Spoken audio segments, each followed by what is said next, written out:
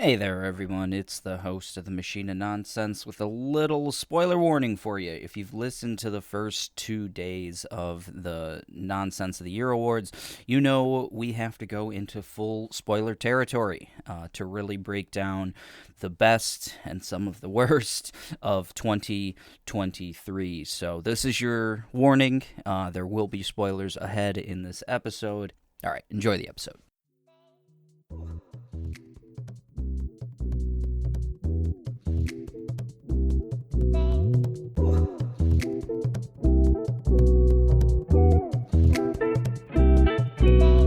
Hey there, it's the Machine of Nonsense episode. It doesn't matter because it's the Nonsense of the Year Awards 2023, Day 3, the final episode of our 3-day extravaganza into the best and some of the worst of 2023. We have best TV shows and best games on tap for you today, as we've already gone through a lot. We've gone through best characters, best moments, most disappointing, and best movies of 2023. If you haven't checked those out yet, I guess it's recommended. These can kind of go in any order, so you could watch or listen to day 3 first, I guess. I haven't introduced anyone. I'm just realizing. I'm your host, Eric, joined as always by Kayla. Hey. We got Mike. Yeah, we got to wrap this up, Eric, or we're going to overlap with Netflix Geep Year. It's their leap year event that they're doing. That's not a real thing, right? I think so. I think. Oh, wow. Okay. I was not aware. D, do you have any good Netflix information to share? No, I don't. I have Netflix information. Oh, that's unfortunate. We are here to do day 3 of the Naughties, the Nonsense of the Year Awards. Before we get into the best shows and best games of this year, I wanted to make a little bit of a note. It is now year 4 of this podcast. Our first episode launched February 1st, 2021. So we are in our 4th year. We have completed 3 rotations around the sun as this podcast. So we made it, folks. We're not going anywhere. And pursuant to that, we've done this now 3 times. So I'm going to go over the 2021 results and the 2022 results in best shows and best games, starting with 2021 in television. So we liked Castlevania Season 4. Quite good wrap up of that. Hell yeah. That was the last season, right? That was the last season of the original run, yeah. Loki, Season 1, quite good. Hell yeah. Yes. Midnight Mass, phenomenal. Oh, gosh. And Arcane. Yeah. Very good. Pick, coming back this year. And Mare of Easttown. Isn't it? What a year in TV that was. Good. Wow. 2021. We also had Reservation Dogs, Only Murders in the Building, WandaVision, and Succession all on our nominations that year. Great year in television. Games of the year 2021 were The Forgotten City. Remember, we were all into those loops. Time loops, the year of the loop. Monster Hunter Rise. I'm going to play that. I'm going to do it. I promise. No, you're not. Metroid Dread. Phenomenal game. Marvel's Guardians of the Galaxy, highly underrated game. Now that it's been all over the place on Xbox and PlayStation Plus and all that, Game Pass, I think it's grown in everyone's estimation. And finally, Resident Evil Village. What a wild ride that was. We did a full spoiler cast of that one that year, and that was a game. So 2021, shows and games. What a fun time. 22. Best shows were. Why do we have so many listed here? Somehow, I guess I'll read them in order here. I bolded more than 5, so that's weird. I normally only bold the ones that win. So in order here, at least nominally, Our Flag Means Death. the first season of Our Flag Means Death. Station 11. Remember Station 11, guys? Man, think about it often. Every day. Lord of the Rings, Rings of Power, Season 1. We'll get Season 2, I think, this year. Andor, Season 1. Who knows when we'll get Season 2, but what a show. What a show. Arguably the best Star Wars has ever been, for some people. And finally, we got The Bear, which we might be talking about again this year. But Season 1 of The Bear was a big hit for the Machine of Nonsense. Best games. What's it, Mike? I thought we had House of the Dragon on there. I'm glad we did not. Well, it is bolded. We also bolded. No, I don't think. Stranger Things Season 4, House of the Dragon, Winning Time, and She-Hulk. So I don't know if we couldn't decide. I think we had a lot of doubles, and we just had a lot of things that made it to round 2 of eliminations. Yeah. I guess I just forgot to save. I don't know. In the Excel sheet. That's not like you. No. I don't know. I don't think you were bold in italicizing choices back in the day. I was bolding. I was not italicizing or underlining. It's really opened a new world to me. Those formatting options. So beware, folks. Beware.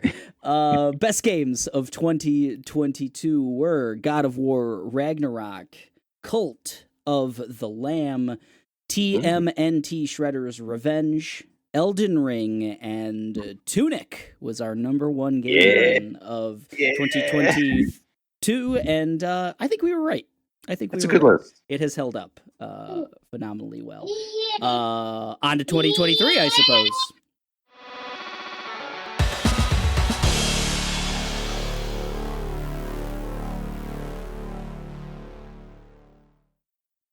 Where is that sheet? There it is. Start off with the picks from Ryan and Tomas. They have submitted their picks in each of shows and games. We will start with shows, and we'll start with Ryan. Why not? I'm going to go ahead and just copy paste and then read them off. Why not? Make it simple for us here. In shows, Ryan has Apothecary's Diaries at number 5. I don't know that one. Maybe that's a one that D can help us with. Shrinking, number 4, a really good show. Apple TV Plus show. Some of the best Harrison Ford work in a long time, very long time. The best. I mean, it was good. Kayla's now seen all of the Indiana Jones movies, so she can attest. I'm also not a Harrison Ford hater anymore, so dig it. Barry season 4, phenomenal finale to finish that series out. The Bear season 2 for Ryan, and Vinland Saga season 2. Was anyone surprised? Ryan loves him some Vinland Saga. Good list. I think several of these might come up again in our deliberations here. The numbers are weird. We don't need to mess with the numbers quite yet. Let's go with with Tomas's best show list as well. No overlap, I see. That's kind of fun. No overlap between their lists. Number 5, Queen Charlotte. Number 4, The Last of Us. Number 3, Somebody Somewhere.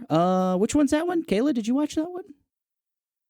Somebody Somewhere? Yeah, I don't know that one. I don't know that one. Number 2, Res Dogs. Reservation Dogs. The final season. And The Bear, and he put a little bit of commentary here. Good show is good. So good time. Oh no, that is a overlap. I completely didn't see that both Ryan and Tomas had The Bear. So we have our first duplicate of the day. Things moved around. The numbers won't matter here in a second. All right, on to those actually present in this podcast today. I'll start it off. Why not? I have, and that's how the Discord is set up here.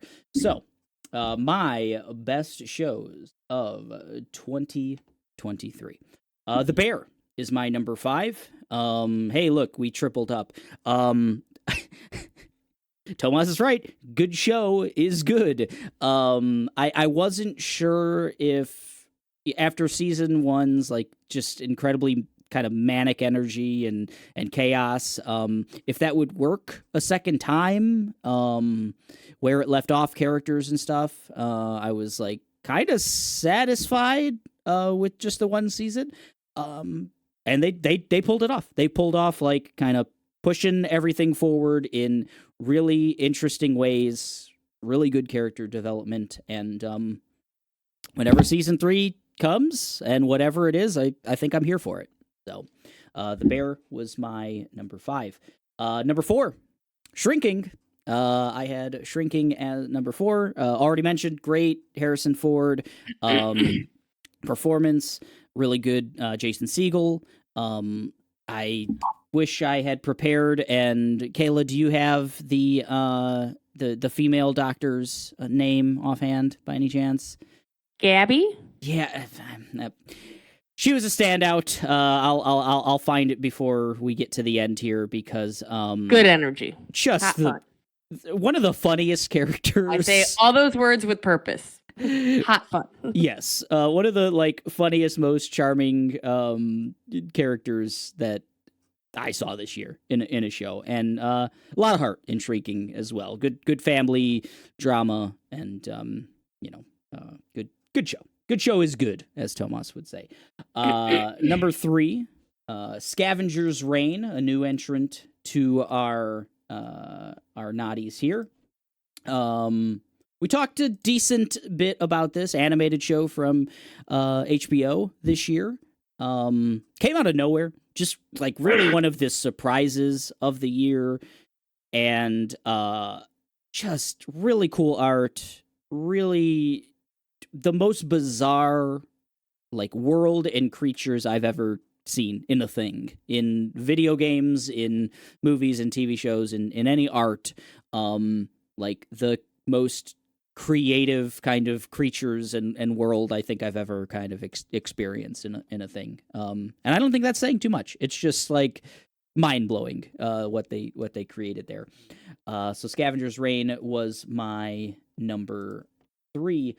Beef, Netflix's Beef, Netflix and A24. A24's first foray into television was my number 2. Really, really great performances by Stephen Yen and Ali Wong, and just a really good ensemble that like a lot of characters get to cook, and from such a kind of a small concept of a disagreement about a parking lot and like who had the right of way, turning into where we get to in the finale of that, is just it's amazing. It's just how things can spiral out of control and kind of like distract you, but it is real good. And like I think the coolest trick that it plays is that, yeah, super simple concept, super simple like setup and even execution.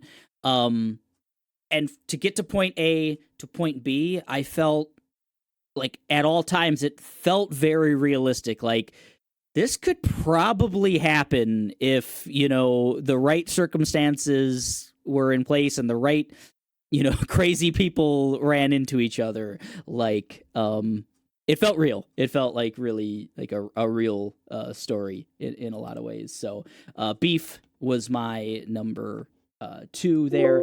And finally, number 1 for me in best shows of 2023 was The Fall of the House of Usher. What can I say? This show was tailor-made for me. This is our, we've already talked about like Midnight Mass on this show. Drawing a blank right now. Mike Flanagan. I've enjoyed everything he's done at over there at Netflix. I enjoyed his Dr. Sleep as well, especially the director's cut. Dude just knows creepy. Dude just knows horror. And also he's adapting in modern ways all of Edgar Allan Poe's work, and doing it by taking heavy influence from Succession, one of the most successful shows on television. It's the full package for me. It's horror, it's grotesque, it's family drama. The horror aspect is kind of just so much of a vibe, a presence that's there, and instead of like. There are obviously really disgusting things to look at, but it's not. I don't know. He does it so well. It's not in your face. It's classy. I agree, and that's a staple of Edgar Allan Poe. People think of him as he's this like prolific horror writer and everything else, but like, dude was kind of just writing poetry, and you had to like your mind could do whatever it wanted to do with how like gory or whatever you wanted to get with this. It is very subtle, and I think it was captured perfectly by Flanagan in Fall House of Usher. So that's my show list for 2023. We've done this 3 times now, and we've just had 3 great years of TV. It's been so fun doing this. D, you're next up on my before we go to you, actually, Apothecary's Diaries. Are you familiar with this? Is this an anime? It is an anime. Okay, cool. I am familiar with it. There isn't a lot I can speak on it because I haven't finished it yet. Gotcha. But it's basically a period set drama about a young woman who's the apothecary at the royal palace, and it's set in a China adjacent sort of setting, just to kind of give a overall thing. And she's very much I would say one of the more well-written characters like of the year. Okay. Nice. Apothecary's Diaries. Yeah, wanted to give it its stars here. Ryan didn't really write any commentary or anything, so and that was the only one I've never heard of. So cool.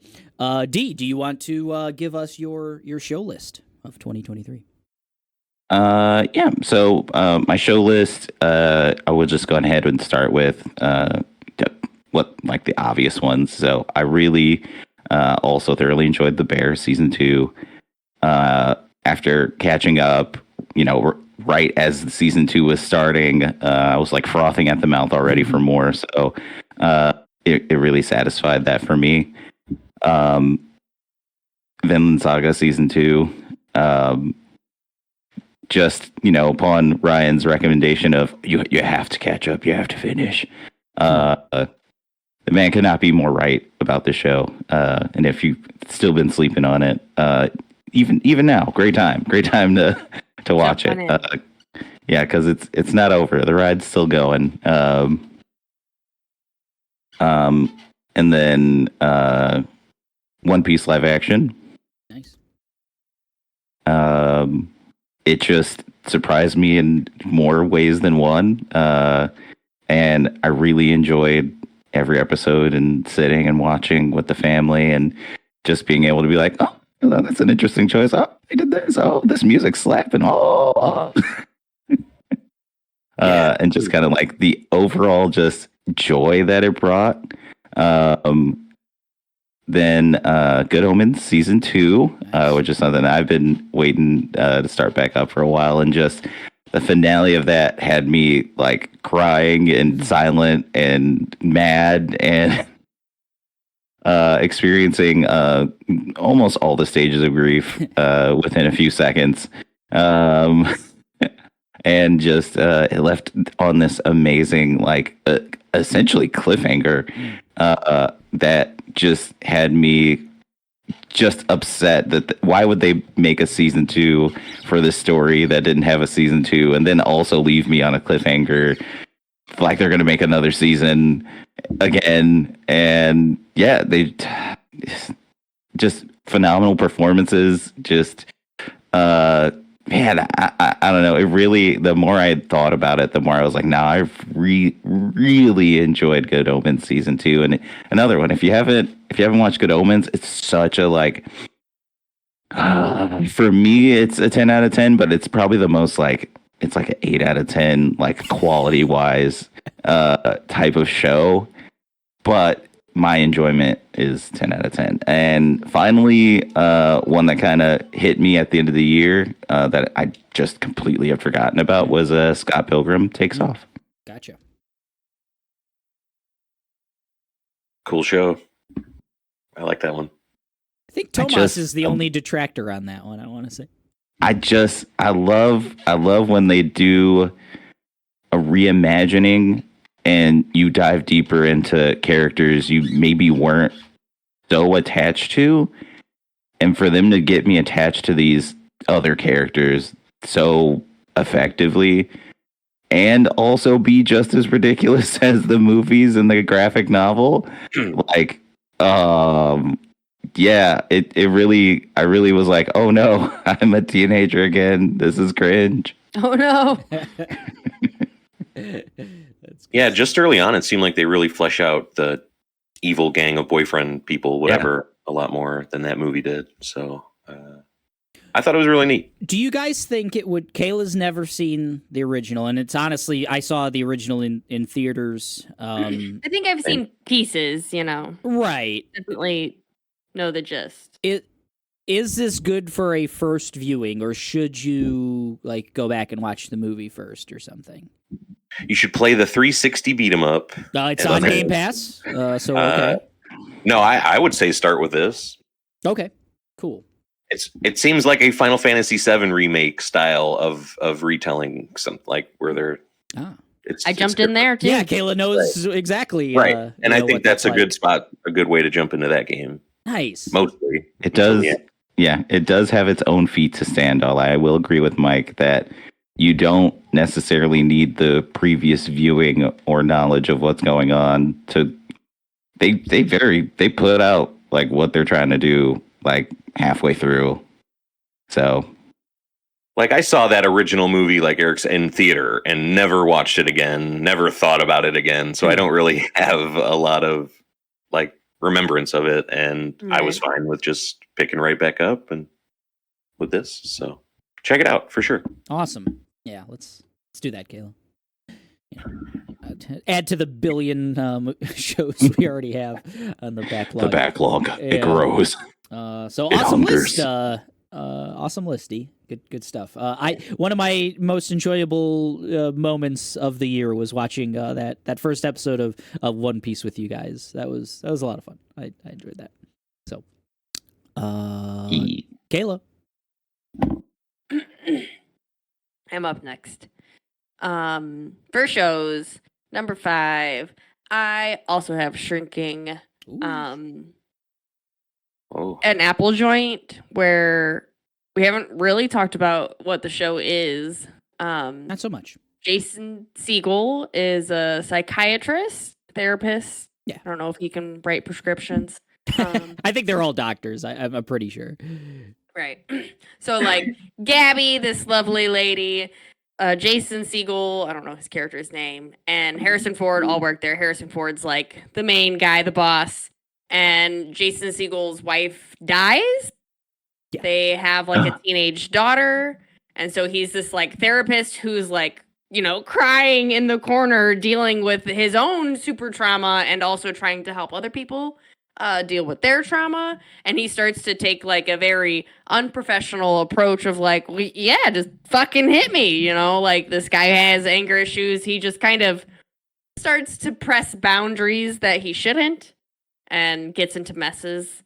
And it's a wild ride. Of course, his daughter's mad. He's got like young girls swimming in his pool late night, doing all kinds of drugs, drinking. Like he's being a terrible dad. He's being a terrible employee.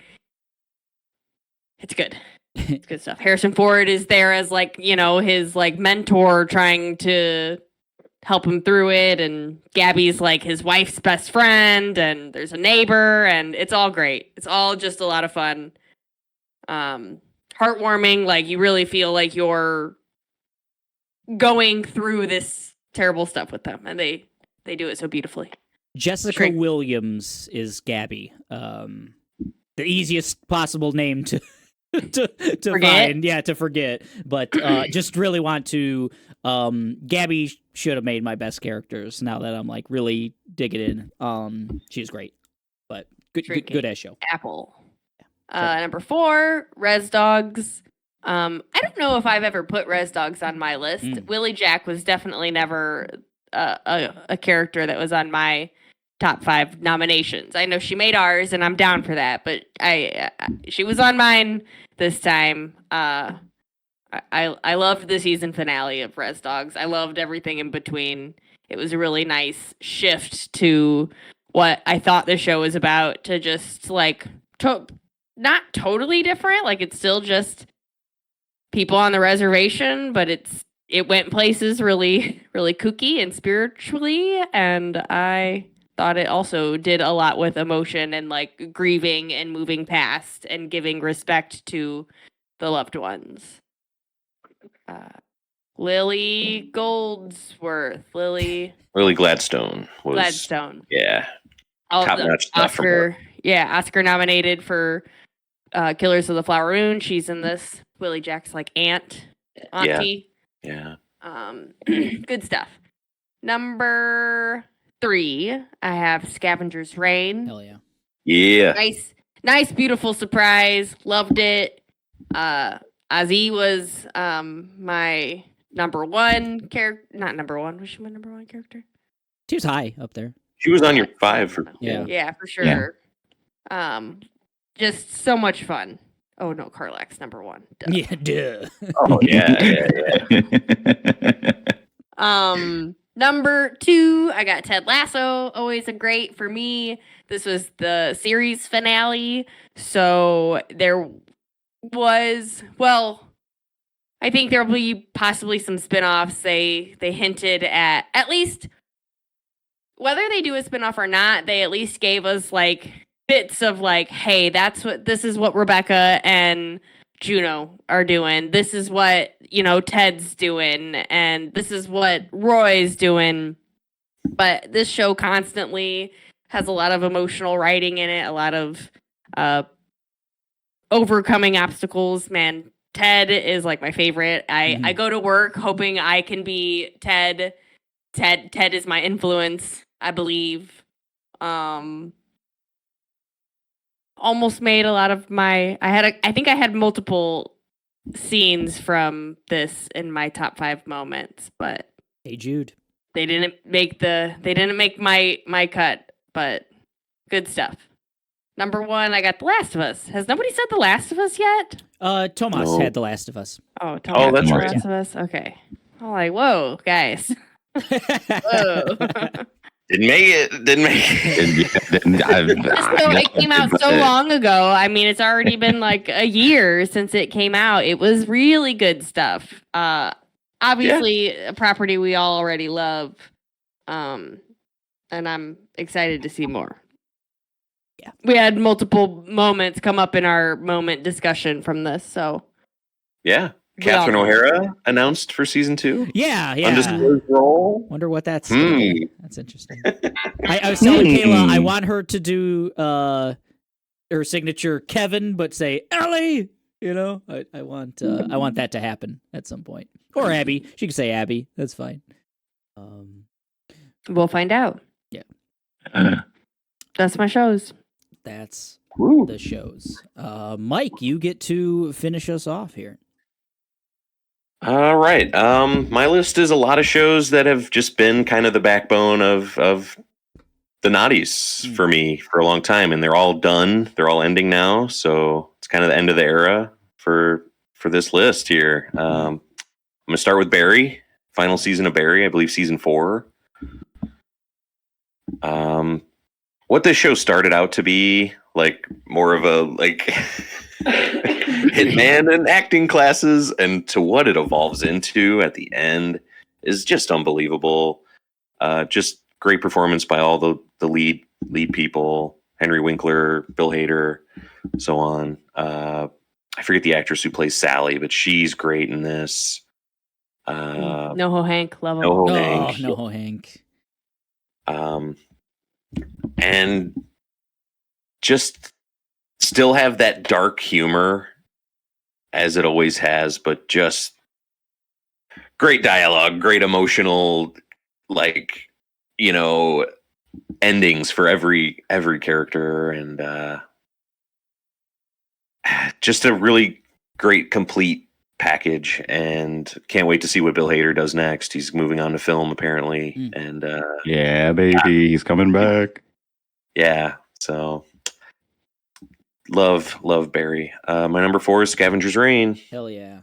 All right. We're italicized.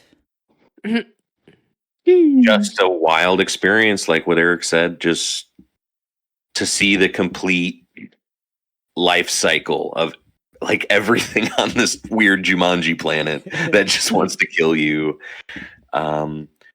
Was crazy, and it has great characters to go with this wild setting, and really cool. I like what they kind of set up, this kind of Event Horizon kind of weird cult ending thing too. Hopefully we get a season 2.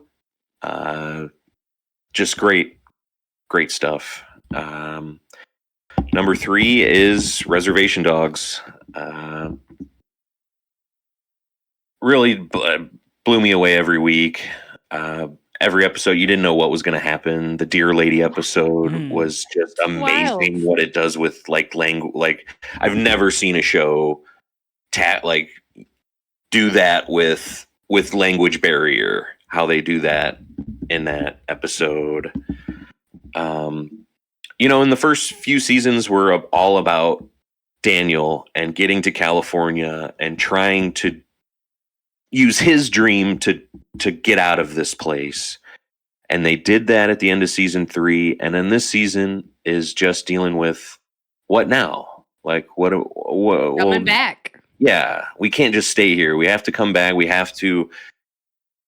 And then they all find out that this place isn't that bad. Like the first few seasons paint the res as a prison, as like a place, like just a place, a no good place. But then this season, like they all grow, and in their eyes, the place becomes a community that they love and respect, and it's really beautiful all the time. Alora Dannon, she decides, well, I'm going to do something else. I can't. This place is great, but I'm going to do my own thing. Willie Jack is going to become like the backbone of the community at such a young age. She's going to be like the spiritual guide and leader now. Cheese going to be Cheese, he's out there cheesing. And Bear is just, he's going to break that weird man baby cycle that a lot of men in this community tend to have. And he's going to definitely his father. He's breaking cycles. Yeah. Right. And, just so it's so well done. Ever the Ethan Hawke episode is such great stuff. The crazy flashback episodes where you find that this was the crew back then. Right. They don't tell you the way that you're just like in it, and you're like, wait, is Big looks young. This is big. That's really big though, right? And then the other ones aren't, and you're like, okay, that. Yeah. The story, you just kind of let it unfold that, that's who all these people are. These people that I've met as elders. Oh, okay, this is what we're doing. They dealt with all this before too, and and it's the episode. The moment that almost made it on my top 5 moments was like the Ocean's 11 style heist scene. To break Maximus out, and it's just so great to see all of these characters just come together and get this shit done, and it's so like just the whole thing is so goofy, and I don't know. The show made me cry multiple times. Just a special thing. One of the greatest shows ever. And it's done. It's over. And let's move on to one of the other greatest shows of all time, The Bear season 2. If season 1 mastered that chaotic in the kitchen energy, and then this season's like, nah, we're not doing that this time. We're really not, like, we're gonna do something else. And it's great. It's Fishes, we talked a lot about, I think is just so expertly done with so many people. Such a perfect family dinner episode, like holiday dinner episode. You have so much chaos going on in the kitchen. You have the two idiot brothers trying to con people into giving them $1,500 to buy a box of trading cards. You got this great scene between Carmi and Michael, John Barenthal, and Jeremy Allen White, and just trying to dig anything out of his trip to Copenhagen, right? Yeah. Was that it? Yeah. And you just learn so much from so little about just how these characters are, why they're so how they are. And that episode's it. Forks after that is great. Every episode is great. I love kind of the stuff with Io and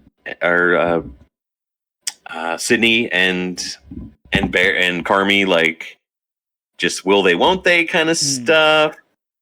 There's this really cute scene where they're trying to convince Oliver Platt to kind of loan them the money they need to really make this kind of, they want to get a Michelin star, and Sydney's just like, come on, let's get a star, and she's so plucky and just like, I have Carmi, like with Carmi, we can do this. And then by the end of it, she's not like, she's only seen all of these restaurants and all of these failures. And she's like, if I put all my eggs in this basket and it fails, what do I do after that? And it just, every character gets a lot more, and it's all great. It's all great. And bring on season 3, whenever that is, because it is just an exceptional show. So good. My number 1 is. Oh, sorry. No, I was just gonna say that finale, Carmi in the freezer, walking, and in the cooler, and just that like 5 minutes of dialogue between him and to himself at points, and then to his to Richie, where that stayed with me for days. I was not well for a couple days there, just like how you can torpedo yourself even though you have like these incredible intentions. Like, yeah, goodness, that was something. So yeah. Anyway, number 1 for Mike. Sorry, I had to interject. No, thank you. It's Succession. Ended just perfectly, I thought. I think it's season 3 or 4. That's episode Connor's Wedding. It is the episode where it's finally happens. What's been building up since episode 1.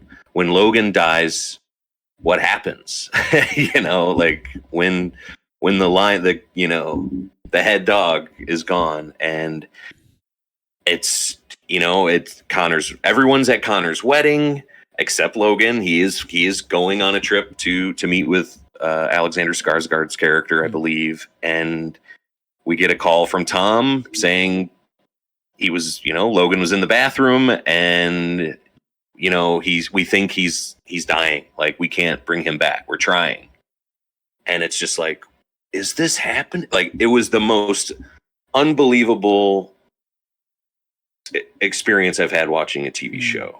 I've never felt like the sensation I have of just like, is this really holy shit?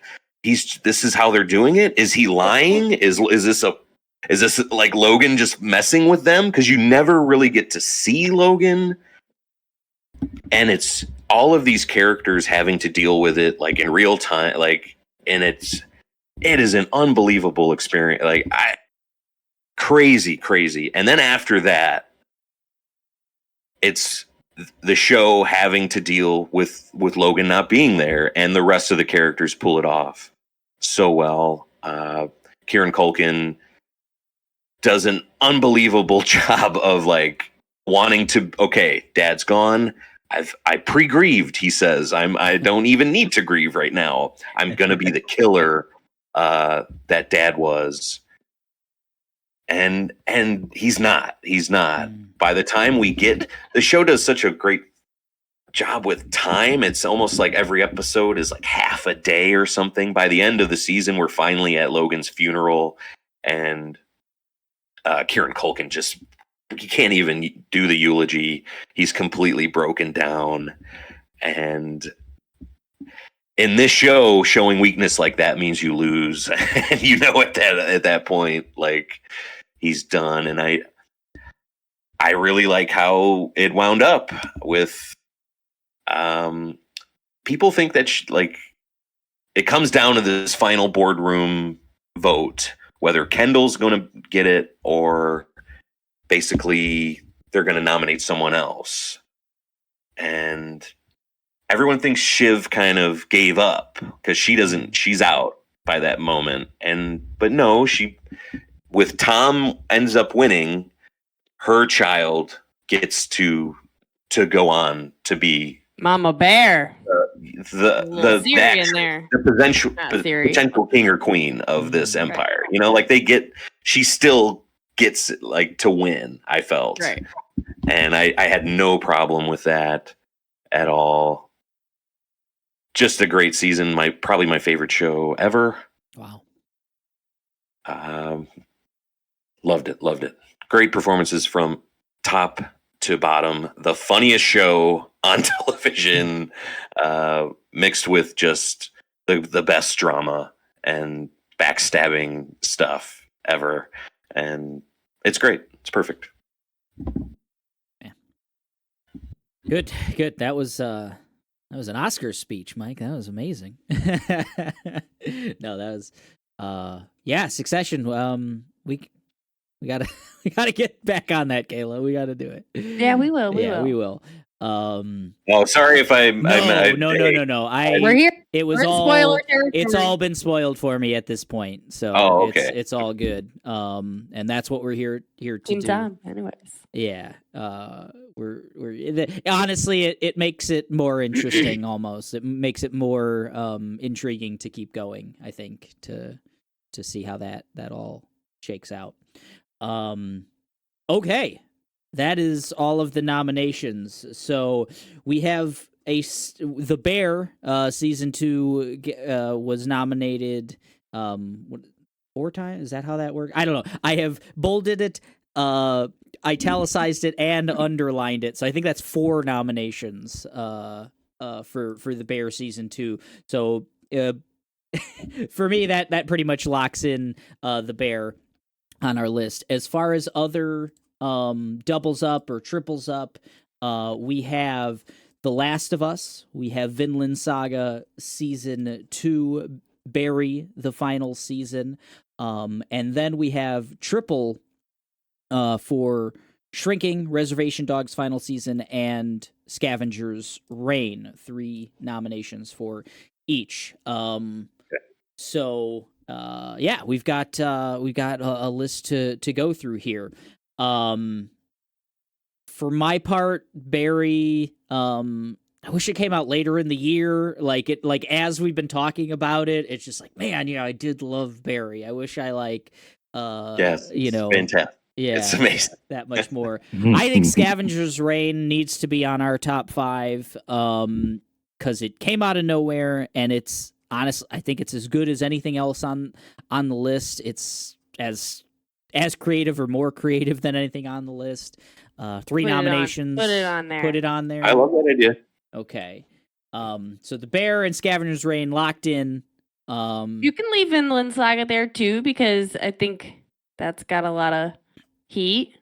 I think so. I think Reservation Dogs Yeah, especially okay. I'm throwing Reservation Dogs in there as well. I think we should lock in Reservation Dogs. I think we should Reservation Dogs is like the show of the pod for me. Feels I like just from seeing that trailer when like the day of we were recording that podcast and just thinking, oh, it's like Reservoir Dogs, and then to what it became and what it means to me and to everyone else. I the think most that's heart of anything. Oh God, it is my tea. The show we're talking. Yeah, I don't think there's a single show on this list that you guys have talked about more than this show offhandedly, if I'm being honest. Yeah, it's wonderful. It's a real one, man. It's so good. I'm so glad I've watched it and that it exists. I think I will rewatch it. You know what I mean? Like someday I will I'd want watch to. it again. Yeah. Like, and I can't think of the creator's name offhand, but I listened to a great interview with him. Just seems like a real dude. Like, just seems like, okay, it's kind of loosely based on like his life and his experiences growing up in like on reservation land and stuff. And a lot of he mentioned a lot of the characters are just pulled straight from people he grew up with and stuff. So.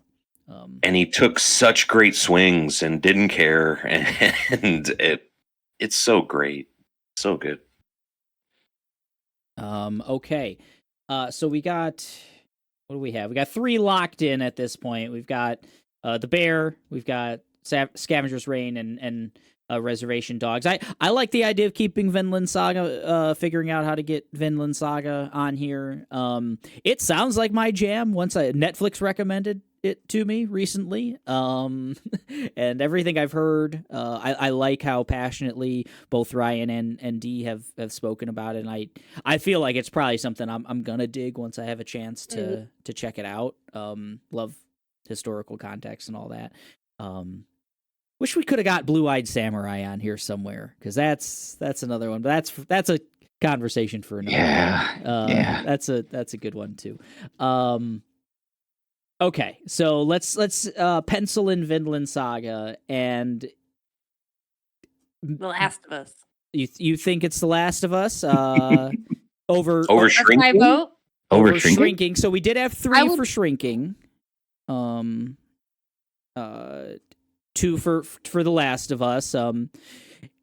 If we're talking about which is like the final 5, which gets that final spot, it would come down to basically Barry, Shrinking, and The Last of Us battling it out for that final spot. If we want to keep Vinland Saga as like number 4/5 on there. Yeah, I like making that choice. I think we can do that. Okay. Yeah, The Last of Us, I mean, it didn't make my list. It's an adaptation of my favorite video game of all time, a spot that still hasn't, no one's still taken that crown for me, up until this day, and it's just it's a mix of a very like faithful adaptation. I feel like they hit just about every spot that they needed to hit. But then they added great context to characters and just fleshed out things and added some stuff that didn't feel like filler. I didn't really feel like it was a lot of fluff or anything else. I also enjoyed just the energy of it, the fact that I did get to go to work. And people would be like, "Did you watch the show The Last of Us?" Like people, and I'm like, "Oh shit, girl, yeah, I did. I know stuff about this. Let me tell you." And that it got people to people who haven't played the game before to get into that world. So I had more than just a watching experience with it. It's a good call. I love that idea of we don't have too many of those anymore, like a water cooler like show or whatever, or movie or anything. I've even tried to start it for True Detective at work, but I wish football's also been happening, so football cringe.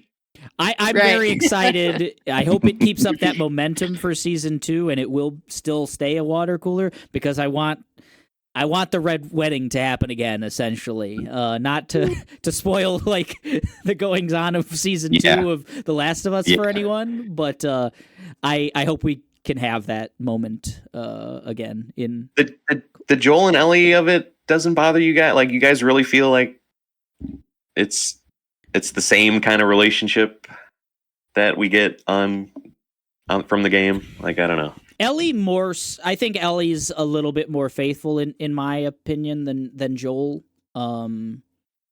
Just them, like their dynamic, their bond, their thing. The show gives more time to other characters than the game does, and less time to Ellie and Joel. Right. Yeah, you're right. And maybe it's some of the connections. Double-edged sword a bit for the show, and it's great that we got like the Bill and Frank episode. It's great that we get the Left Behind stuff in the main season. Yeah, the stuff with Riley, but it takes it adds more and but then subtracts something greater, I think, that the show needs. Yeah, I think that's reasonable to say. You get a lot more time with those people, of course, in the game. It's a however many hour game that you spend just surviving as the two of you, and you don't get the two of them talking about a movie poster. You don't get a lot of that stuff. Yeah. I do have to be careful not to like conflate the two things, like, because in my head, these two characters have this just bond or whatever else, and it's they do not. Right. And I guess sometimes. I just already have that notion in my experience, so it didn't bother me. But maybe as someone who doesn't have the experience with them that I have, you would miss that. I think that's reasonable criticism. Yeah, it's great. Exactly. I do think it comes down to like just like I still very much enjoyed my time, but I think Mike's right on pretty much. I think it was point. Great. Like even we got what's her name? Melanie Linsky. No. Okay. No, in the earlier. The blonde, the chick from Fringe. Oh yeah, Tara. Well, she's what is her name? Yeah, from Fringe. Some Fringe lady. Some fun. I liked her performance a lot. Anyways, she's really good. Digging. Yeah. Oh, but The Last of Us as the number 5 versus Shrinking or Barry. That's kind of the I think what we're kind of debating and arguing. Oh, you do choose The Last of Us in that spot over Shrinking or okay. I mean, it was your number 1, right? Like, yeah, on yours. So that makes sense. That's fine. I would feel perfectly fine with that. I probably, in the same way as like, it's tough for me to shake like The Last of Us game and like separate it from the show. Barry season 4 from like Barry season 1 through 3 of like loving those characters and everything else versus what they actually did in season 4 and where they end up and how the show wraps up. It's also a tough task to do for me. Cause I mean, you guys already mentioned like NoHo Hank is one of my favorite characters of anything ever. Did I like where he ended up in season 4? I don't know. Some of his decision making and stuff. Some of Barry's decision making, but we do have like just some great moments. Like the moment Mike mentions of him going into that Walmart or whatever with the guns and that weird trippy dream sequence. We didn't mention it. I don't even know if it is a dream sequence or not. That is her name Carrie Coon or is that a different actor? Carrie Coon is Leftovers. Right. Gone Girl. Okay, that's okay. But The Gilded Age. Sally. Sally, yeah. I don't know like, Sally's actress. her name, her actually. But Sally, like, she has that, like, freak out with the construction equipment and everything, like the house falling apart and stuff. That was just, in the moment, was just like, whoa. I love when a whether it's a dream sequence or a psychedelic thing like that, like, hits the mark of, like, yeah, I'm as disoriented as I think they want me to be, kind of thing. So yeah, Barry's got some high highs that this season. I guess So good.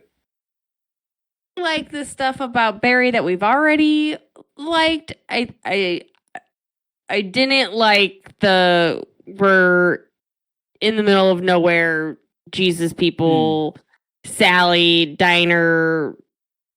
You didn't like that? Weird. No. Oh, that's the best stuff. Oh, they're just they just spend their days, nights sitting apart from each other with headphones on, watching different stuff on YouTube. Like, they're just no, because that's not just like when you were a part of Barry, when you were a part of their story up until this point. This is not where I seen it. This is where they got. Is where I wound up. This is not what I wanted. I'm not happy about it. Yeah. I like that I think they close that loop well. Like, you know, they bring us back around in a good way. But I probably agree with Kayla that, like, that was disorienting in a different way, in a not good way. There's some fun in the to be storyline. Like, I was like, the fuck? It's still really, like, it's still got that great, like, dark humor. Like, there's still points where I'm, like, cackling at, like, what the fuck is going on here? I can't believe the Raven. I mean, come on. The Raven, right? The Raven. I like the Raven and NoHo stuff.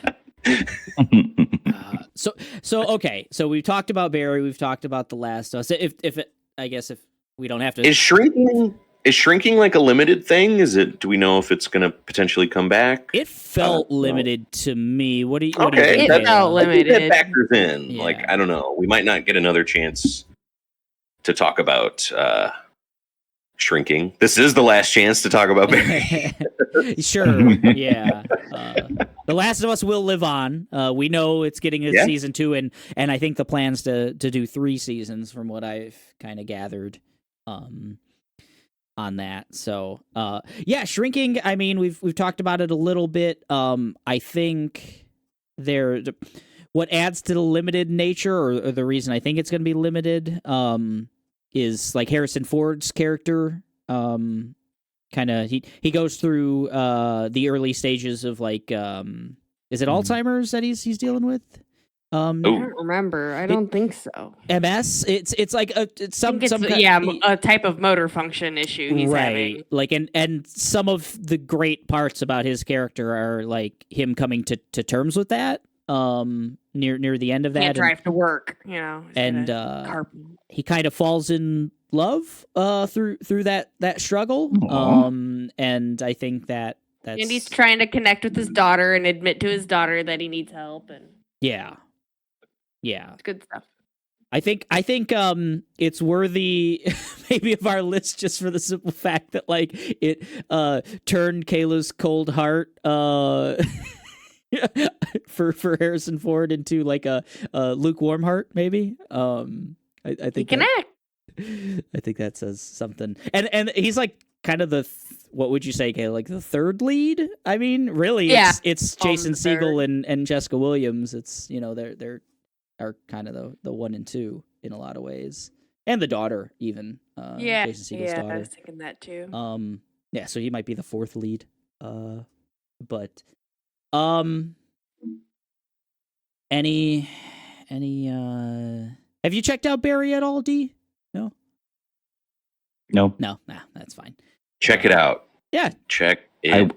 Honestly, after this, I will bump it up out of the backlog, if I'm being honest.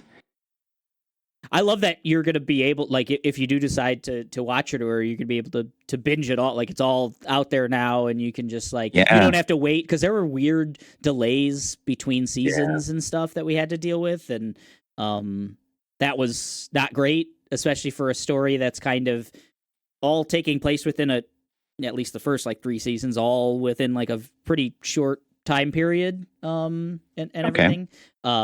Having, I think it probably would be a pretty bingeable show in a Oh, absolutely. Yeah. It's so good. I don't know if it's the best season of Barry. It doesn't have like that dirt bike chase scene kind of scene that this series kind of always has, like one of those big, like, this is the moment of the season kind of thing.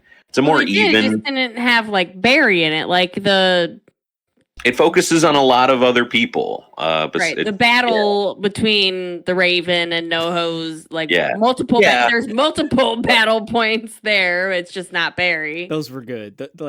A couple of those like shootouts were a lot of fun. They were good. All of the stuff, like having the meetings at like Dave and Buster's, you know, those camera shots of swinging around that table. That was very good. Were very good. Bill Hader's he's fucking an exceptional filmmaker, it seems. And I don't know. I'm gonna leave it up to you guys. I could have either of the shows in the 5th spot.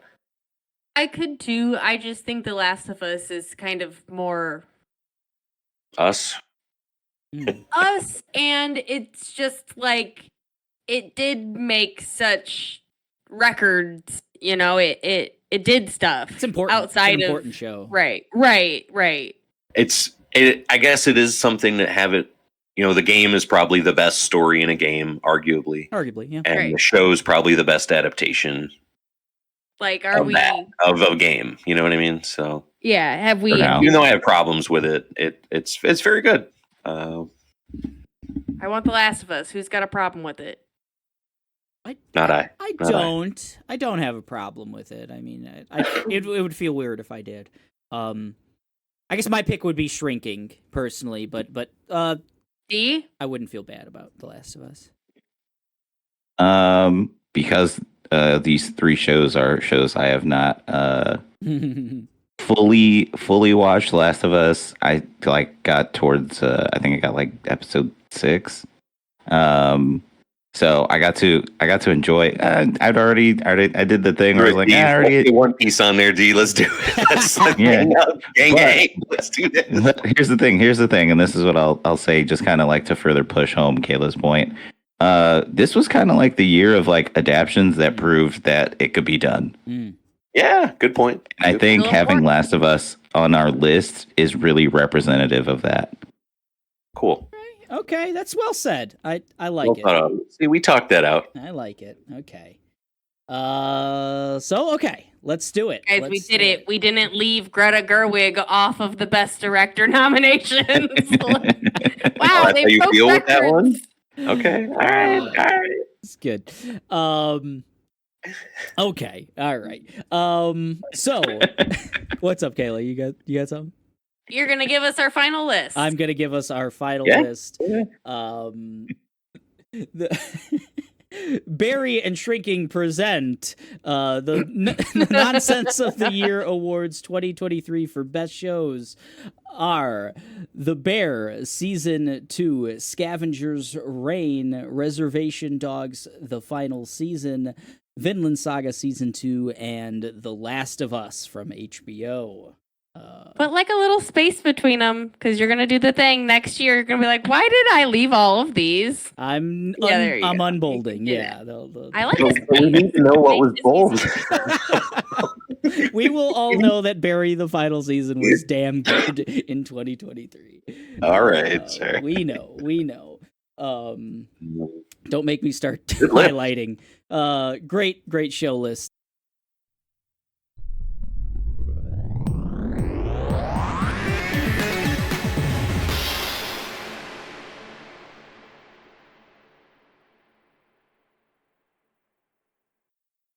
All right, we are back, and it's the Machine of Nonsense 2023 Best Games. We are in our final category of our 3 days of the Nonsense of the Year awards. This is a great games year, everyone. So that's why, for the first time in 3 years, we've chosen games as our final category. It had been shows the last 2 years for obvious reasons, I think. It was great shows. But now it is games. Ryan and Tomas have submitted their lists. I'm going to go through their lists. Ryan decided to have some funny names here. Actually, now that I'm looking at it, so did Tomas. So we'll go through this. We'll try to translate here. Ryan's number 1 was Baldur's Grape, which I believe translates to Baldur's Gate 3. We will continue to talk about Baldur's Gate 3, so I'll go on to Ryan's next one. Jedi Eye of the Tiger, I believe translates to Star Wars Jedi: Survivor. Great game. I don't know if anyone else will be talking about that one. If not, I'll give it its due in just a little while here. Number 3, Sea of Mars, because that's the only thing that rhymes with stars, apparently. A game we've talked about quite a bit. Great throwback JRPG. Hi-Fi Mush for Hi-Fi Rush. And finally, Zelda Tears of the Man Cave. I'm not quite sure I understand that one, but Zelda was quite good. The Legend of Zelda Tears of the Kingdom. Tomas's list. Disgaea 7. And then he puts in parentheses, The Grind. Loves him some grind on that one. Tomas also picked Tears of the Kingdom, but he chose to eulogize it with The Tears of the Kingdom don't fall, they crash around me. The classic meme. We all know it. Tomas also picking Sea of Stars, also in his 3rd slot. I don't know if these are in order, guys. I don't think either of them told me. So, but you guys both had it in your number 3 spot, Sea of Stars. RE4 Remake was number 4 for Tomas, and he didn't stop there with his remakes because Mario RPG remake, Super Mario RPG, the remake also came on Tomas's list. Great list from Tomas, as always. How do I get these darn bullet points off? Who cares? So we've already got 2 for Sea of Stars and 2 for Tears of the Kingdom. Who would have guessed that those games would have been duplicated here?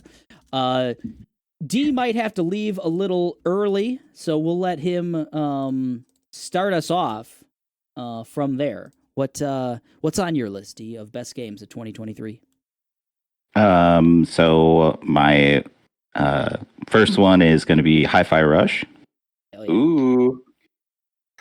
It's just, the surprise shadow drop, fun, just beautifully, just like the aesthetic, just the taking the swing of making a rhythm-based action game. It really set itself out in a just full ocean of like bangers this year, and for it to just kind of like come up to my frontal when I was thinking about all the games that have come out, all the amazing games that have come out this year. I had to put it up there in my top 5. The next one is going to be RE4 Remake.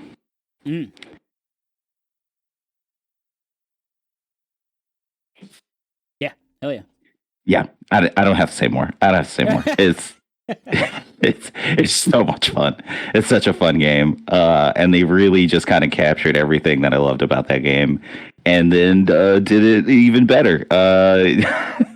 Yeah, it's great. Sea of Stars, obviously. Legend of Zelda, Tears of the Kingdom, and Spider-Man 2. You had Sea of Stars as well, and Tears of the Kingdom, and Spider-Man 2. What a game. Did you italicize? Well, no, I guess Ryan didn't have RE4. Never mind. He didn't, no. He did not. What else? We Sea of Mars. Let's get this off. It's so hard with these nonsense. These people. So much nonsense on this pod. People of nonsense. Great list. Already some duplications here. Obviously, some standouts. Already. Yeah, RE4, Sea of Stars, Tears of the Kingdom. Wonderful games. Might come up in my list as well. I'll do mine next. So the Fall of the House of Usher. No. My number 5 is RE4 Remake. A game that I've always loved. I always liked when that first one came out. A good friend of mine at the time borrowed me his GameCube to allow me to play that game, and I fell in love with it. I was among the camps that felt that it did need a remake, that it has shown its age since whatever 2004 or 5, whenever that came out. As I've attempted to like replay it and successfully replay it in the past, I'm like, this game's great for its time. And the remake did everything that I wanted it to. Took out a lot of the cringy stuff, to just the 2004 of it all or whatever. But kept It's not that long ago. but kept the just progression, like just one of the best paced kind of games of all time. Fun. From starting out, like it's in 3 parts because it's in 3 locations, and it becomes kind of 3 different games. Like it's a pretty straightforward horror game when you're in the village.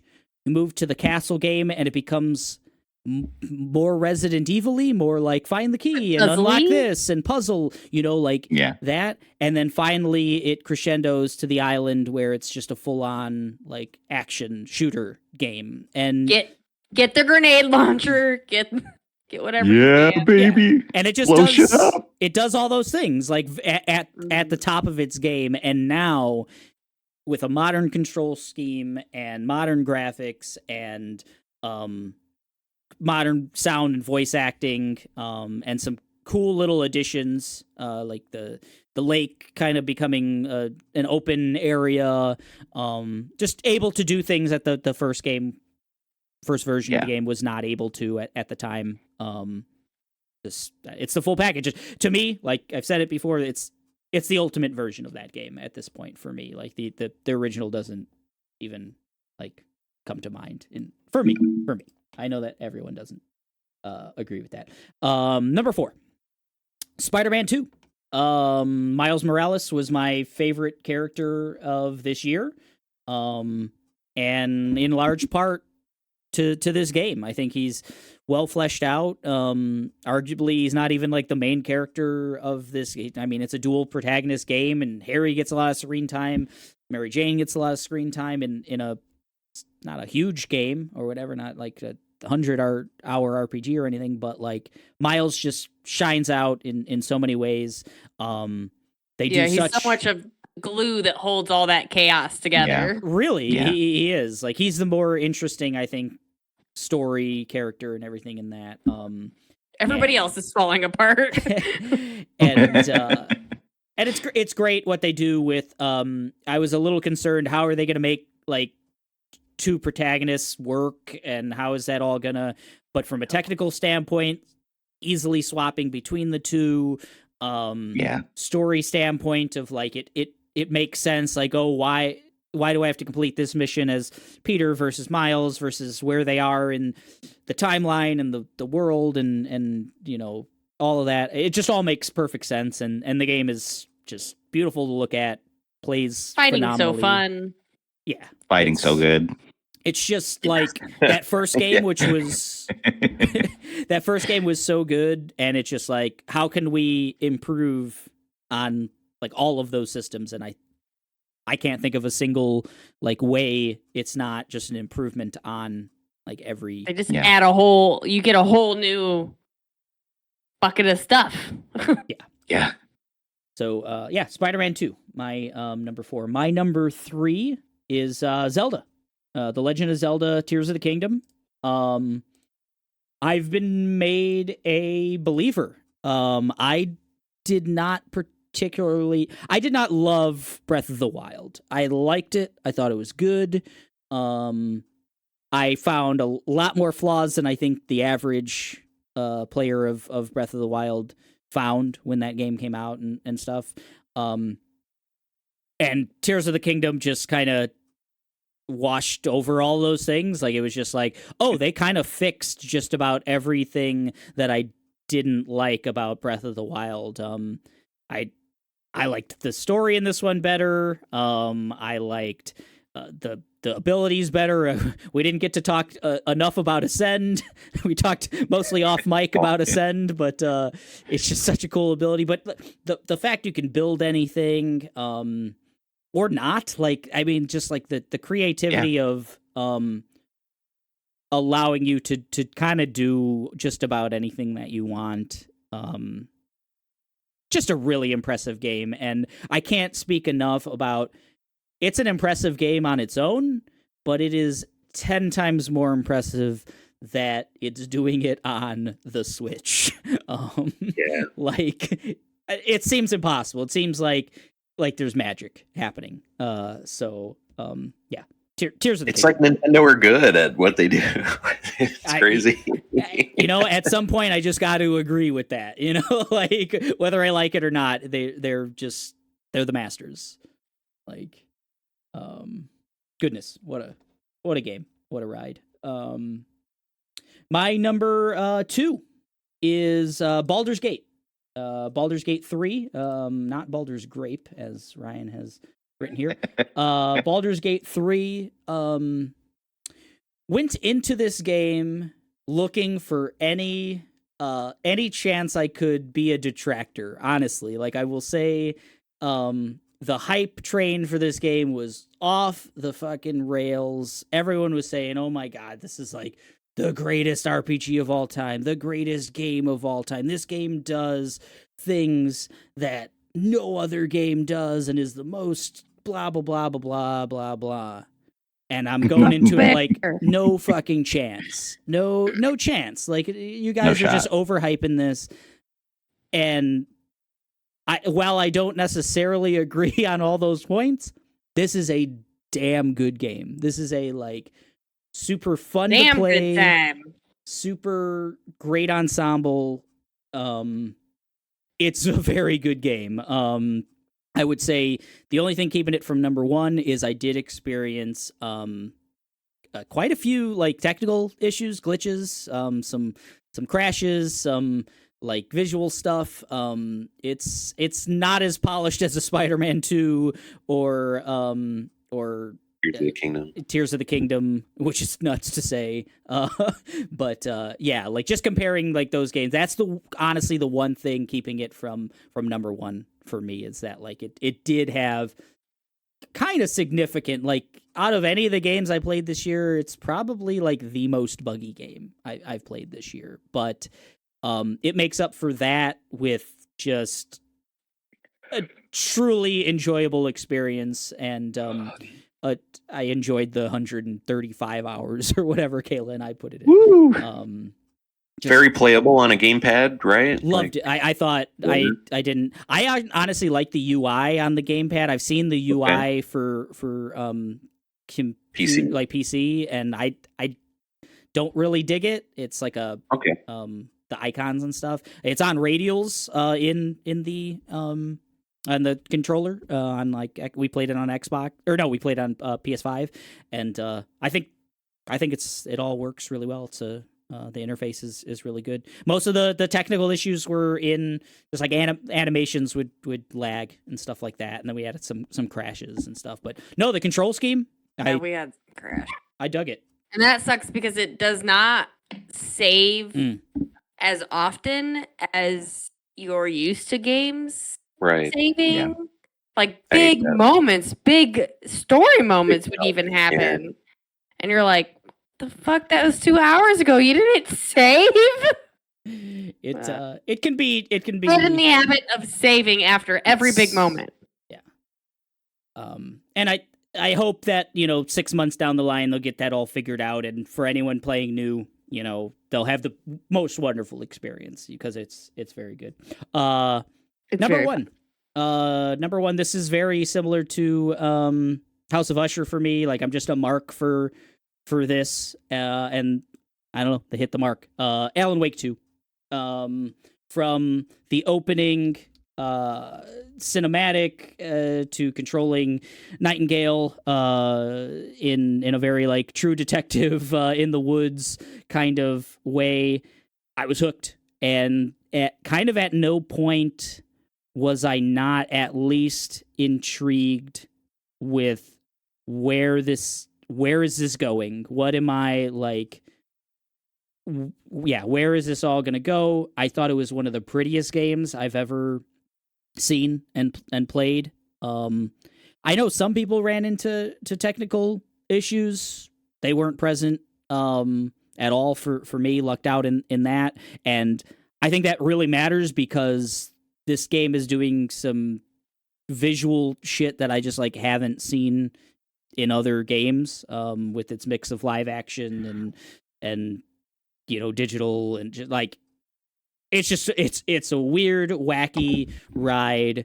It's quite funny and bizarre and also brutal. Very unique. Yeah, it's kind of got everything. I talked about it earlier. I was a little soured by the lack of a full and truly like end, I guess, but it's the game I've like thought the most about, I think, this year, and the game I'm most excited to see, like, wherever Control 2 goes, wherever Alan Wake 3 goes. I'm fully on board for the Remedy connected universe. I think I'm gonna play fucking Quantum Break because of this game. Like, no shit. Yeah, I think so. Wow. I got it That's downloaded. Idea.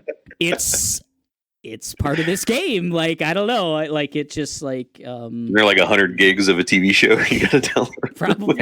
I'm excited for like Max Payne, which I've never been, but now they're remaking those, and like I want to see what that is. Like, I've never played a fucking Max Payne game or been interested in Max Payne, but I am, and Alan Wake 2 infected me with that. So, Alan Wake 2 is my game of the year 2023.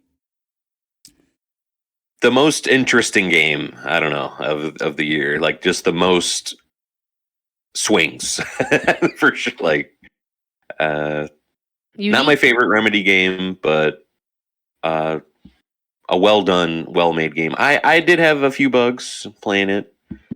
More funny ones, if anything. Not really too many game breaking things, but I don't know. I loved the stuff with Saga.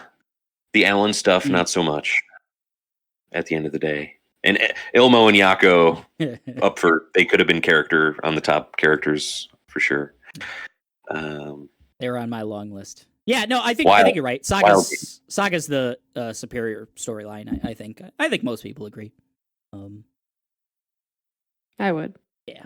Very cool. It was very surreal to have Max Payne in this game as Alex Casey, and just something we might never get again now because the voice actor kind of died shortly after the game came out, which was, I don't know if that news kind of, I don't know, seemed like it wasn't really known. I agree.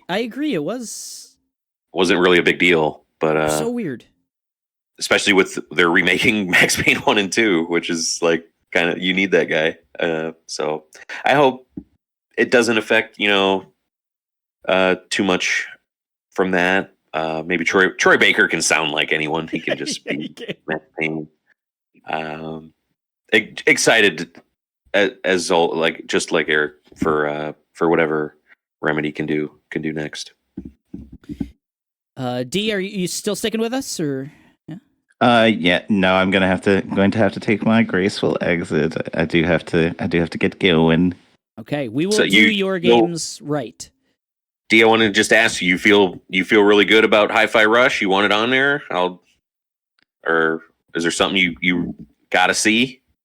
If I had to, Yu-Gi-Oh, sacrifice a thing so that I can make sure a thing stays on there, get rid of Hi-Fi Rush so I can see Sea of Stars stay on the top 5. Ooh. Okay. Oh well, yeah, you're good. You're good, buddy. I won't let you down. All right. But yeah, it's been fun, guys. Let me say, like, this has been such a fun, like, just being to do the naughties with you guys. Awesome. And just again, and then, like, I mean, even when I was just a listener, it was like this was like something I looked forward to. I was like, all right, now I have a list of things to add to my backlog and things that I absolutely have to check out. So, and there's a lot to check out. I'm really excited. I'm going to watch Barry for sure. That's definitely bumped up there. So, guys, did it get dusty in your rooms or just mine? Aw, yeah. It's always so fun just being able to like talk about the things that you watched. I feel like you just gain so much more when you can discuss something. yeah. Absolutely. Dee, it's great having you. It was wonderful having your picks and everything on the lists. You bring such a different, cool flavor, and I love it. Thanks for Thanks, coming, guys. man. Of course. Until And next I'll time. see you in the Dee. next. All right. Yep. Bye-bye. All right, guys. So we've still got Kayla and Mike on the docket. Kayla, you can keep going with can go best next? games. Yeah. Okay, let me get my sheet. Games. Okay. My number 5 is Star Wars Jedi Survivor because I was afraid it wouldn't get its due, and I think that in a year of so many games, we're challenged with like something like Jedi Survivor and something like Spider-Man that are like just so good and solid. We expect them to be that good and solid. We know we're getting that from them, so they're easy to look over when you do have so many this year. But Jedi Survivor, I love Cal. I love BD1. I love fighting with the lightsaber. It's so fucking cool. The traversal in this is so fucking cool. The characters are cool. You got Scuba Steve. Thank you. I can't say not Scuba Steve. It's just so much fun. It's so pretty. It's puzzly at times. I love the Jedi Survivor. I love Cal. Love Jedi Survivor. Oh, Jedi, man. Star Wars stories, whatever they're technically called. Star Wars Jedi : is how. Yeah. Just the whole thing. I just wanted to make sure it got mentioned. Another one that I also just wanted to make sure it got mentioned is Hogwarts Legacy. Yeah. I'm thankful that Aaron's not here to rain down fury on it because I understand his gripes of like, okay, you get out of the castle and you do a lot of the same stuff. Like, yeah, you do. And the fighting is so cool, but you get overpowered and you're like, you're restricted. You can't. There's so much more that it can do, but this was just their first time, and I think they came out fucking swinging. This is the most sold game of 2023. They broke records. They gotta get on the board. Kayla loves the records. Why have numbers and judgments on things and You're not right. recognize them? I love the numbers. I love stats. It was so like. I almost put in my best moment, or I didn't know how to figure out how to do this, so I decided to just put it in as game. But like the, you're gonna have to cut this out because I'm so embarrassed that I can't think of the room of requirement. There you go. You got it. It's like if you're into like even I'm not a sim builder, but the room of requirement like. You go out into the wild, you catch all these animals, you bring them to the room, and you have like a swamp area and a beach area and a you get to bring like your thestrals and your unicorns and your frog people and your cat people, and you get to mate them and create different ones. You can only have so many in there, and you get to play with them and feed them and brush them, and it's very soothing and it's very beautiful, and it's fun to go out and capture them. It's fun to fight, but you are very overpowered, and the goblins that you're fighting, like, storyline ends pretty quickly. So it just leaves me wanting more. They just couldn't give us enough, but they did a damn good job. I think it's the most well realized like location maybe in a game. Like they took that Hogwarts castle and that like every inch of it dig in. Yeah, every inch of it is explorable, is interactive, is I got my mandrakes growing. Like, oh, it's so cool. Yeah, I think it's just not a game maybe for completionists, and that's Aaron. Like Aaron's like he's gonna platinum. Yeah, he got that one game. Bug that won't let him, and that game is shit. But I spent 500 hours playing it, but it's shit. Love you, Aaron. Love you, Aaron. We also, I love Harry Potter, and you can't. They can do wrong, but it was the best. It was like you were in the castle and got to explore it. It was the only time that has been so successful. So realize. Yeah. Number 3, RE4 remake. Hell yeah. Man, it is so much fun. So like smooth. I have a long history of Resident Evil love, but like was very young when they first came out and very hard to play with tank controls. And now the more modern ones are so much more fun. So this one I missed when it originally came out, and just getting into it. I've seen Eric play it, but getting into the remake where it's so smooth and it's so pretty, and it's all these scenes and stuff that I have seen before, but now I'm behind the wheel for the first time, was such a beautiful, beautiful game. I loved it.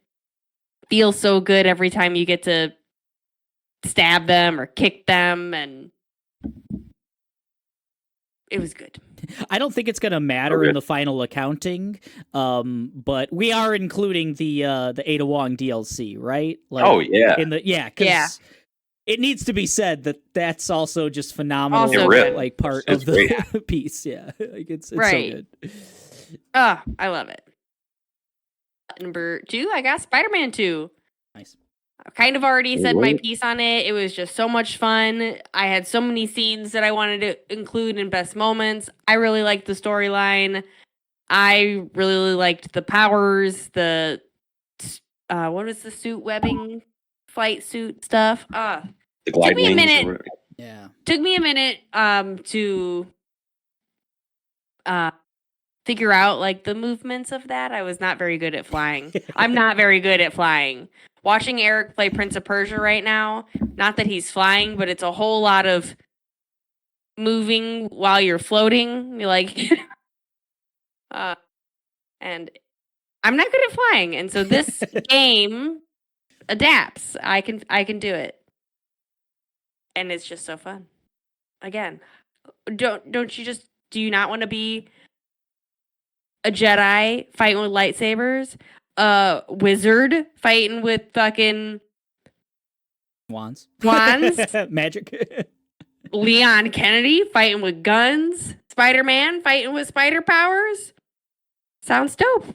Yeah, sounds like a lot of fun. Got to do that this year. Games are great. Anyways, number 1, Baldur's Gate. Wow, took me in, just swept me off my feet. I was not.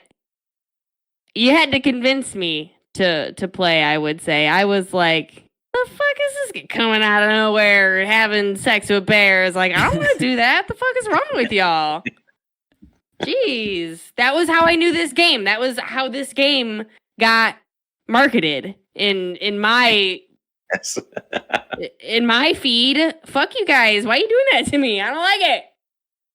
And it wasn't until my friend Cullen was like, "Nah, you can just totally skip. Like, you don't have to do that. You can totally skip that." And I was like, "Oh shit, really?" It's like, "Yeah, you just don't make those choices." And I was like, "Oh, okay, I could do that." He's like, "It's straight up Dungeons and Dragons as a video game." And I was like, "Okay, that sounds fun." And I was hooked. Hell yeah. What do Man, we got bolted? I hope we can get a Switch 2 later in the year and Baldur's Gate 3 on the Switch 2. I think that's the only way I could find the time to play. Get you a Steam Deck.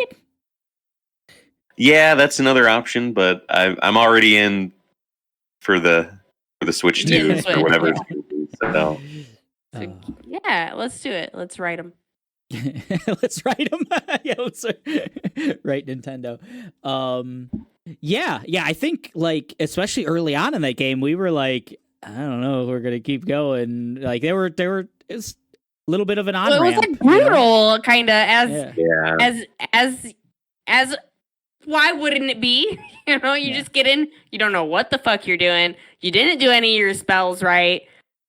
How come I can't do this spell anymore? Then you get to camp and you're like, okay, let's resting. Get equipped, look at some shit, and then because you're dropped right in, you're like, yeah, it's a scary game for me. That's don't know if I can do it. We'll get some crossplay going, and we'll Sherpa you. Even cool. We can make it a game night once a month, and you can just come over and we can all 3 play, right? I think it's only 2-player, like, split screen. Well, no, but we could. We could probably do that with like one on the PC, system. 2 on the Xbox or on the PS5. Yeah, probably. So LAN party. Yeah, LAN party. Let's do it. Oh yeah. All right, Mike. What are your games for 2023? Good year for games. My number 5. I'm glad I added it here as Chia. I'll be honest, a game I never wound up finishing, but what I played and what I experienced just kind of stole my heart. Chia's like it's a lot of what if Breath of the Wild, but it was more like Wind Waker vibe for sure. It's based on some kind of island nation, New Caledonia. Caledonia, yes, thank you. And it just really kind of paints the picture of what life is like in this area, and it's full of music and fun little parties and things like that, and animals everywhere, and you can just climb a tree and fling off the tree and Chia, she has this power to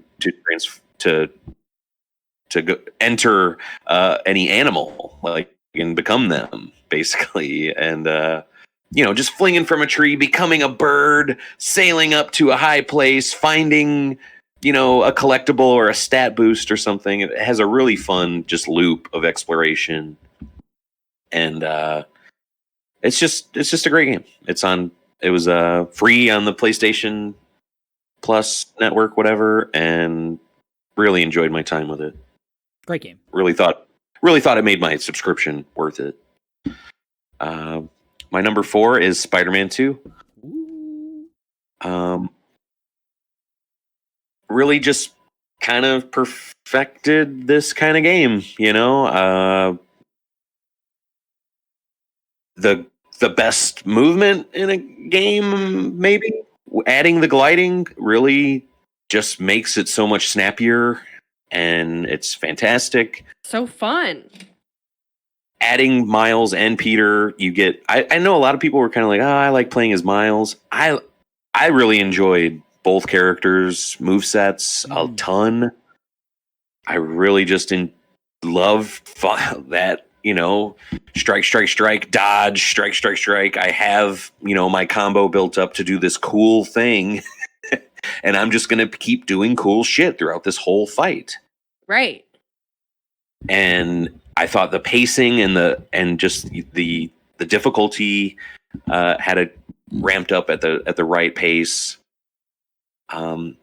And I know people complain, oh, it's another symbiote suit story. I've seen this before, but I never got to see it through Miles, and never really got to experience how Miles would be affected by Peter's, changing, and having your mentor kind of desert you while you're going, and then finding another mentor kind of in the dude that killed your dad. Like, I don't know. It's Miles just has a really cool story in this. And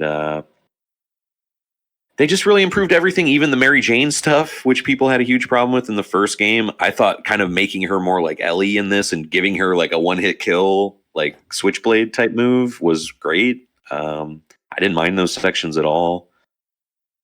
I really dug Craven. Yeah, he's cool. Just as, like as a Mr. X, nemesis type, just badass dude. Like, Kill me. And man, I collected everything, got everything, really just enjoyed my time with the game. I love that you could easily do that. Like it's it's not bite sized, but it's like it's manageable, right? Like to do a lot. Yeah. Loved, just building out that skill tree, getting all the suits. So many cool suits in this one. And just a fun ride. I can't wait to see what Wolverine is like when Insomniac's next game. And this was like a huge hit for Sony. It was like their best selling game ever, I think. I know Kayla likes records with that. This is when I talk to, like, I guess let's say it's mostly like teenagers or something. I find a lot of kids nowadays don't play single player games.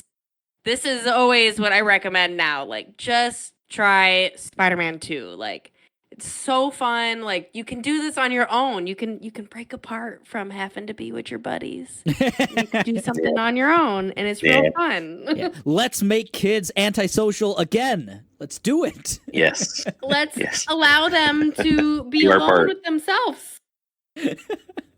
No, that's a good call.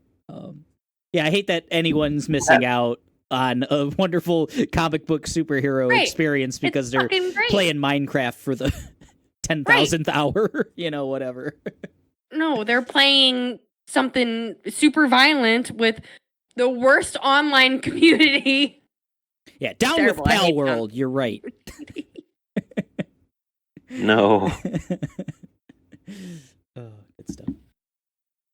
That was my number 4. Spider-Man 2, fantastic. Number 3, Resident Evil 4. Mm-hmm. They took one of my all-time favorite, just best games ever, and made it. I think they did enough to make it its own thing, and the two games exist separate from each other and are different enough for me to love both. And I see, it's in the only game in red right now. That's great. I think that village section is probably better than the original Resident Evil 4's village section. I remember playing that chainsaw demo, and if it was just that chainsaw demo that came out this year, it would have made my 5. It was so much fun. I'm not kidding. It was like one of that village sequence, like, seeing what they did to those enemies and how they improved just their tenacity and willingness to get at Leon and fuck him up, and having to deal with that was so fun. And great gunplay, great exploration. I love just finding treasures that I knew they would be there, and they were there, and it really, really made me feel good to have the antique pipe in the same spot that it was, and have it in the same spot, but then everything else around that same spot be just different enough where it hits you like, oh, I'm here now. I'm in this specific section now. It doesn't look the same, but this treasure is here in this exact spot. So I know that it's this. And the Ada stuff being so much different, like than how Leon controls. Feeling Ada's just such a badass, having an ability to steal people's fucking shields and just to get around faster, and just a total package of a game.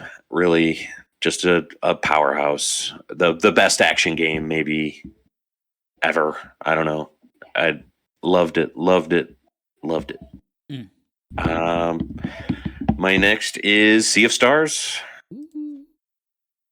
Talk about a game I loved, man. This I have such fondness for Super Mario RPG and Chrono Trigger, and this game slaps the two together with Mario RPG's combat system and Chrono Trigger's kind of plot, kind of bad, just the way enemies are out, always visible to you on the battlefield, no random battles, a great cast of characters, great story, I think, and just a combat system that was so much fun, man. I love blocking. I love the idea that I know when they're going to attack me back, and if I can kill them before then, or just break their stamina, whatever, use Sarai's kick to just knock back that timer, so then I can just do a whole nother cycle of attacks. So great. The dual tech stuff was so fun. Building, adding the things to build up your MP, to do your ultimate moves, amazing boss fights in this game, amazing pixel art for the boss fights, top-notch stuff. A lot of the side stuff would reward you with these amazing kind of set piece bosses. And the Garl of it all. I love Garl. He's such a great character. And it was just this was what a One Piece game would be like, a One Piece JRPG or something, assembling this kind of pirate crew at a time. And what did you guys think of the wild 3D change to 3D moment that the game has? Very bizarre. Kayla didn't see that, but just jarring. I mean, that whole sequence, that happening, and then where you go to and in the future and all of that, kind of just threw me for a loop in a lot of ways. It was whoa, what is going on here? That game took some swings, time after time. It was taking some swings. Yeah, and just hats off to that team for making something that I think you could. When someone asks you what is a good JRPG that I can play, and people are going to rattle off Chrono Trigger, Final Fantasy VI, the classics, and I think this one's got to be added to it, just as it's not that long.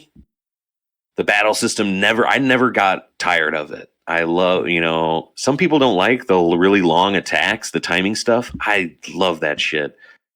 Perfecting Venom Flurry or Moonerang and these other kind of, things where you're hitting the enemy umpteenth times and it feels great every time. I love it.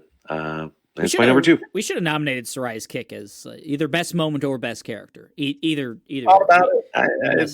I thought about it, but then I just thought Garl was too important to leave out. Yeah. My number 1 is Tears of the Kingdom. We have our second red. Just sure. Someone wants to say hi. Hey, Eric. Hey, how are you? Hello, Hi. just to Eric. That's it. I dig it. Calvin. Oh man, that reminds me. I forgot to get Owen's top 5. I wanted to get that, but anyway. Next episode. Tears of the Kingdom. They did the impossible. They improved on my favorite game of all time in Breath of the Wild. Kind of just using that world again, but I didn't notice. I the abilities and the added with the undergroundness of it with just the caves and then the underworld under all of that was all I needed. I don't know, like just giving me more to explore, more ways to figure things out, unbelievable puzzles in the shrines. Some of the like the most that makes sense. Like I could do that. Of course I can. I can do anything I want in this game, and it's great. And the underground stuff, but then all of the sky stuff, which I feel like I barely even touched, and just being able to use those towers, shoot 1,000 feet in the air, fly and glide wherever you want. It's the best. I don't know. It's something that we might not even get again. We never know what they're going to do with the next Zelda. And for me, it's up there with like Phantom Pain, with just the best tool set in a game that it gives you. And this is it. And we only got Phantom Pain once. Tears of the Kingdom, we're probably only going to get once. And to not have something like Ascend and God Hand or whatever, Ultra Hand, sorry, and something else is a crime. And everyone needs to just try to steal this and do it. I know it's impossible, but do it. Do it, developers. Try to do it. Yeah. No, I had on my long list of best moments for a long time was using like shooting up the survey towers, yeah, that is so. I did that often. Like I love to fast travel. That was how he traveled anywhere. Oh yeah, fast travel to a tower, shoot myself up in the air, and get to my next destination. It just never didn't feel great. Like it's so good. It's loved what they changed with to the small stuff, like opening a chest. Oh, I have too much I can't carry this. Just being able to drop something from that menu and not having to go out of it into another menu, open the chest again, go through all those animations was just a brilliant fix. Adding adding parts to your weapons to just make them crazy strong or give them some, make homing arrows. Perfect system. This game is just so many games are in this game. Like the recall system could be its own game. Ascend is its own puzzle game, and it's fantastic. I loved going into the underworld and finding those camps and knowing that if I beat this camp, I'm going to be able to create a new cool vehicle. And it's just going to be maybe a derpy boat that shocks things, or it's going to be a cool airplane or a hovercraft. And I love that stuff. And this game is just chock full of wonder and adventure. And I love it. Love that it let me, like, I'm not creative when it comes to building stuff or like trying to puzzle through those kind of things. That was really something I was afraid of going into the game, is like, oh man, am I going to have to be like this master builder? But like the fact that you could just like put a rocket on your shield and fly up into the air, and that can get you like a solution to a problem. Like, hell yeah, that is me. Or like, yeah, I can just tie a sword to another sword and now my sword's stronger. All right, cool. Like I don't have to put much thought into it. Hell yeah, let's do that. So it's good stuff. But then there's a lot of the other, like the guy's trapped in a hole, the trumpet player for the band, and you need to get him out, and like with his whole carriage, and you're just trying to add wings and rockets and balloons and all sorts of weird things to get this guy safely out of this hole. And I stopped every time for the guy with the sign to help that man keep his sign from falling. I loved those every time it came up. God, what a game. And frustrating, but failure was always still pretty funny. Like you tie a rocket to a plane or something, and you're like, I could totally get over there with that. And you're just hilariously shoot into the ground or something. It was always funny, at least. Oh, so many great frat falls and so many great success moments. Like it's just a perfect balance of comedy and just feeling like, wow, I accomplished something. I did that. And hats off to Nintendo. They're the best. Hell yeah. So I think this might be one of our easier deliberations here. We got to 100% locked in RE4 remake and Tears of the Kingdom. Like, they are bolded, underlined, italicized, and red at this point as well. So locked in. Spider-Man 2, bolded, italicized, and underlined. We had 4 nominations for Spider-Man 2, as well as Sea of Stars. D also said like that was the one he really wanted on the list. Mike spoke very passionately about it as well. So that kind of locks in 4 out of the 5 from the get. I think we know what should be. Baldur's Gate 3? Oh yeah, come on! Like, it's the game of the year for a lot of people. Records, I have to feel like if Aaron was here or had submitted a list, he is on his 3rd playthrough. Last time we talked of Baldur's Gate 3, absolutely. So he's a I feel madman. like it would have been highlighted, maybe. I think it might have been or underlined something. Yeah. I praise him for not being here to not fight me on Hogwarts, and now I need him here to help me with Baldur's Gate. It's on there. It's up there. We know how great it is. We get it. We meaning me. I might be the only one that hasn't played it besides maybe Tomas. And I get it. I understand. It all sounds so good to me. Just me being able to execute on all that is what I worry about with the game. But I think that's a hell of a list. It feels that way at first, but you figure it out. Yeah. Sure. Yeah. I hope to find out soon. Overcome.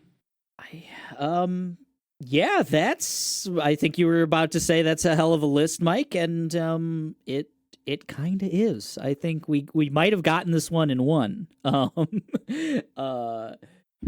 It are the best games of 2023. Resident Evil 4 Remake, The Legend of Zelda Tears of the Kingdom. That's a typo there. Let's get that. So, are the best games of 2023 Resident Evil 4 Remake, The Legend of Zelda, Tears of the Kingdom, Sea of Stars, Spider-Man 2, and Baldur's Gate 3. Hell yeah, I like it. Look at that. The best games. Those are the best games. We're just so right about this. Guys, we just completed the Nonsense of the Year Awards, Part 3, times 3. I'm trying to say this is our 3rd time doing this in a way. Yeah, that was great. But anyone who's been listening or watching, this will probably amount to like 7 hours of deliberations and stuff. It usually is every year. So if you've stuck with us for these last 3 years and for these last 3 times of the Naughties, thank you. It's always so much fun getting together and talking about the best and the worst of every year. It's something to look forward to on our end. I loved hearing that D would look forward to it in the past as a listener, and now he gets to do it as a contributor. That's so awesome. So thank you everyone for listening, watching, etc. This will be on video format if you prefer that, or audio format if you're like the audio format. So it's both. I don't know, anything else to add about the year that was 2023, guys? Just another top-notch year. Hope we can keep, all the people that make all this great stuff can keep doing it with, and compensated fairly, not forcing, not too much crunch.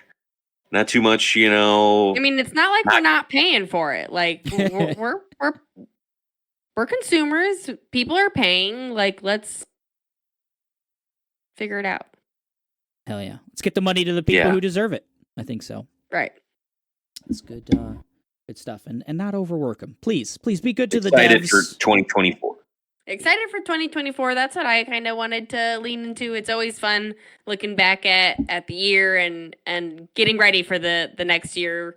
We got Oscars coming up too. Mhm. We're trying to watch all those nominated Best Picture movies. Eric and I recently watched Poor Things. So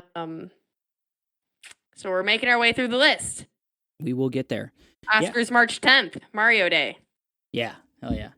And hopefully we'll get our good friend Katie to come on. I think this will be the third time she's been able to come on and talk Oscars with us. So we will we'll get that going. It's also February, so it's almost Valentine's Day. We'll have some kind of Valentine's Day something coming up for you guys. We'll put together something there, maybe a Jeopardy game or something. We'll see. But once again, thank you guys for listening, watching, and supporting the Machine of Nonsense. And check us out. We're all over social media at the Machine of Nonsense. If you want to drop us a line, you can either put a YouTube comment out there. Every single episode is now on YouTube, some in video format, most in audio format. And you can also drop us a line at machineofnonsense@gmail.com. All right, guys. That's it. The Naughties are wrapped up. Day 3 is in the books. We did it. We did it. And we are getting out of here. And we're saying goodbye. Bye. So long.